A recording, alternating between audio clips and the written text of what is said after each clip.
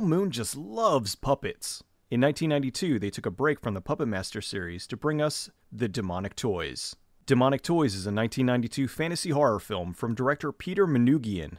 The movie opens during an episode of Nightmare Babysitter. This is what's going on in my brain every time someone tries to explain the brilliance of Harry Potter to me.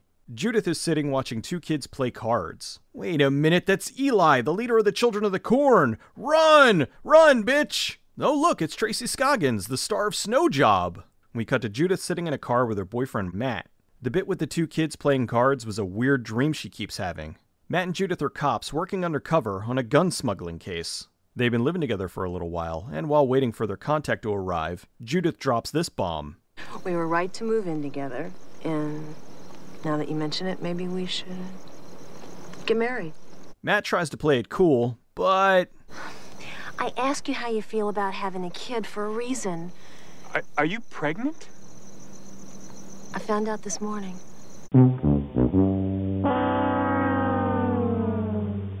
Just then the bad guys show up. Super bad guys Hess and Lincoln show them some of their illegal firearms. They try to arrest them, then the deal goes south, so Matt shoots Hess and Lincoln shoots Matt. The bad guys get away and Matt is dead, so naturally, Judith is pissed. Oh no, don't radio for an ambulance or anything. Lincoln and Hess break into Arcadia Toys. Hess is hurt bad, and just so happens to die on the super evil portal to hell. Boy, I sure hope this doesn't need something like blood to open. Ah, crap. This naturally brings a bunch of toys to life. Well, it is called Demonic Toys. Over in the security booth, the guard is doing what else? Watching Puppet Master 2! He calls Chunky Chicken, the local chicken joint, to order his nightly bucket. Mark drives the evil chicken mobile to deliver to the guy. Ah, fragile, it must be Italian. Judith and Lincoln fight it out, and she handcuffs him. Seems Hess isn't dead after all. So the Jack-in-the-Box eats him. Then an evil teddy bear bites his fingers off, and a robot shoots him. Okay, now he's dead. This pleases Tiny Paul Giamatti, that Children of the Corn kid. I knew he was behind this! Fistfights, gunfights, and finally the security guard goes to check things out. Or maybe not. Hey, it's the part in Puppet Master 2 when Charlie Spradling gets out of the shower. I don't blame him. Judith and Lincoln are locked in the storage room. Mark shows up with the chicken order for the guard. The guard pays him in beer and porn.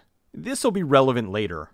Tired of waiting around, Judith unloads her gun to get someone's attention. Mark and the guard hear it this time. It could be a cat or something, right? Yes, because cats are often mistaken for gunshots. They go to investigate.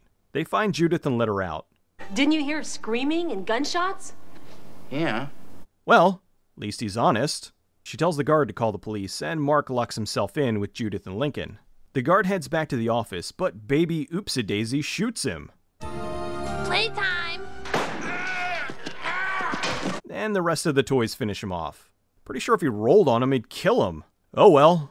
Mark sees the toys kill the guard, and they try to get in the storage room. After that, a homeless girl, Anne, crawls out of the vent. She's been living in the store the past few nights. The toys drag the guard to the portal so he can bleed on it. On the plus side, they've got a lot more blood. The baby draws a pentagram, and how did it draw underneath of him? Judith knocks some blocks on the floor. That begins to send the messages. What the hell is Blev? Oh, death. I was looking at the wrong thing. One of the spirits takes over Lincoln, and he turns into, God damn it, Eli! Only it was just temporary. Anne and Mark crawl through the air ducts to get to the security office. Judith isn't paying attention, and Lincoln unlocks his handcuffs. She hears a voice and teleports inside the dollhouse. The dream kid tells her what's going on. Then he changes into Little Lord Fauntleroy for some reason. He tells her he's an evil spirit that can take on the form of whatever he wants. Like a zombie, or her dead boyfriend, or Feklar. You are not Feklar. Anne and Mark are in the vents when they see these things. Are you my mommy? The kid tells Judith he needs the body of her unborn baby. He tells her that 66 years ago was the last time he tried to be born. Two devil worshippers were trying to deliver him on Halloween. Congratulations! It's the Antichrist! Unfortunately, it died shortly after. Some kids come trick-or-treating, and the lady decides to give them something better than candy. A dead baby! How is this better than candy? The kids go to check out their loot on a construction site, and dead baby! They throw it into the foundation, which eventually became the toy store. This explains why the demon's been trapped here all these years. The toys attack the duo in the vents. They make it to the office, but the robot shoots the phone. Mark fights them off with the old homemade flamethrower. He busts open the cabinet and gets a shotgun. Anne gets bit by the Jack-in-the-Box, but she's okay. Right now she's dead. Mark shoots the Jack-in-the-Box. I'd say Pop Goes the Weasel, but they use that in the next movie. Pop Goes the Weasel. Judith returns from the dollhouse, but Lincoln's gone. Mark escapes into the warehouse, and remember the porn girl from earlier? It's just the evil kid messing with Mark. He then takes the look of dead Anne. Can you go back to the naked chick? Lincoln sucker punches Mark and takes his gun. Bad move because Judith shoots him dead.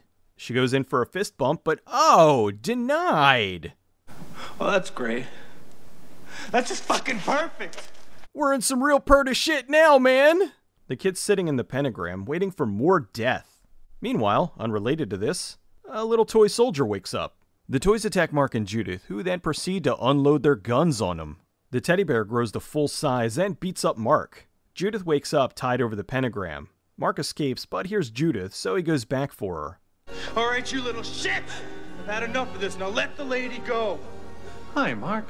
The teddy bear comes back for round 2. The kid turns into his adult form. He's got bad things planned. First, I'm gonna crawl on top of you and do the nasty.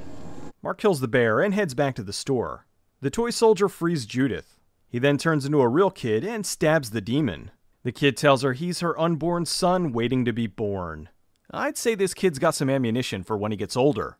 Oh, Mom, you're gonna ground me? After I saved you from the demon kid while I was still a fetus? The movie was the 12th film released under the Full Moon banner. In 1994, there was a 4-issue comic book series, and later, they even had Demonic Toys action figures. The movie had 2 spin-offs, Dollman vs. Demonic Toys, and Puppet Master vs. Demonic Toys. Then in 2010, 18 years after the original, it finally got a direct sequel, Demonic Toys 2. Director Peter Manoogian had a long history of working with Full Moon head Charles Band. His first directing job was a segment in the Empire Pictures film, The Dungeon Master. He then did Eliminators, Enemy Territory, and Arena. Demonic Toys was the first film he directed for Full Moon. He continued on with films like Seed People, The Midas Touch, and Devil Dolls. Director and special effects master John Carl Buechler designed the toys for the film. The puppets were a combination of hand puppet as well as cable puppet to control the facial movements. The movie was written by David S. Goyer. He had previously written the Jean-Claude Van Damme action flick Death Warrant and Kickboxer 2. He was originally supposed to direct Demonic Toys, but the job eventually went to Peter Manoogian. This would have been his directorial debut, but since it didn't happen, he didn't direct until 2002 with the movie Zigzag. He then later followed that up with Blade Trinity. Goyer continued to work with Full Moon, writing the screenplay for Arcade and the Demonic Toys spin-off, Dollman vs. Demonic Toys. While Goyer wrote the screenplay, Charles Band came up with the concept for the movie. Goyer's since gone off to write numerous comic book movies like Blade, Batman Begins, and Man of Steel. Tracy Scoggins played Judith. She did mostly TV shows like Hawaiian Heat and had a long run on the soap opera Dynasty. She did Demonic Toys because she's always loved horror movies. Demonic Toys is another wonderful entry from Full Moon's catalog. It's creepy, weird, occasionally scary, and often downright hilarious. Missed me. What else would you expect from a movie called Demonic Toys?